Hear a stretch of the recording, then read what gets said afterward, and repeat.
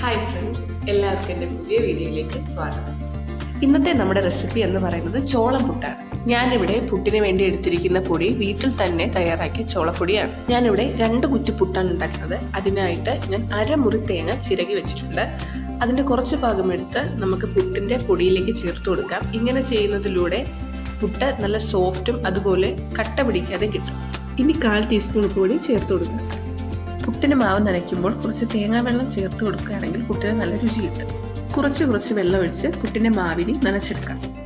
ഈ പൊടി എങ്ങനെയാണ് ഉണ്ടാക്കിയെന്ന് വെച്ചാൽ, സൂപ്പർ മാർക്കറ്റിൽ നിന്ന് ചോളം വേവിച്ച് വീട്ടിൽ കൊണ്ടുവന്ന് നന്നായി കഴുകി 1 ദിവസത്തെ വെയിലിട്ട് ഉണക്കിയ ശേഷം മില്ലിൽ കൊണ്ടുപോയി നന്നായി പൊടിച്ചു കൊണ്ടുവന്ന പൊടി ഒന്നുകൂടി വറുത്ത് വെച്ചതിന് ശേഷമാണ് ഞാനിവിടെ പുട്ടുണ്ടാക്കാനായി എടുത്തത്.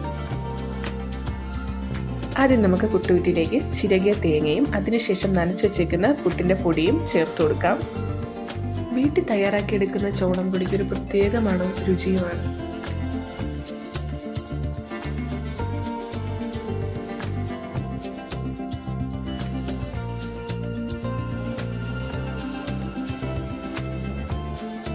ഇനി കുറച്ച് തേങ്ങ കൂടി ചേർത്ത് അടച്ചതിന് ശേഷം ആവിയിലൊന്ന് വേവിച്ചെടുക്കാം.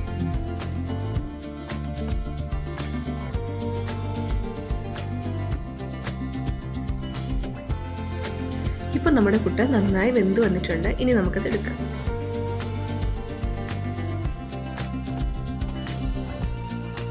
ഈ പുട്ട് കറിയൊന്നും ഇല്ലാതെ കഴിക്കാൻ തന്നെ നല്ല ടേസ്റ്റ്. എല്ലാവരും ഇതുപോലെ പുട്ടുണ്ടാക്കി കഴിച്ചതിന് ശേഷം ഇഷ്ടമായാൽ ലൈക്ക് ചെയ്യാനും ഷെയർ ചെയ്യാനും സബ്സ്ക്രൈബ് ചെയ്യാനും മറക്കരുത്.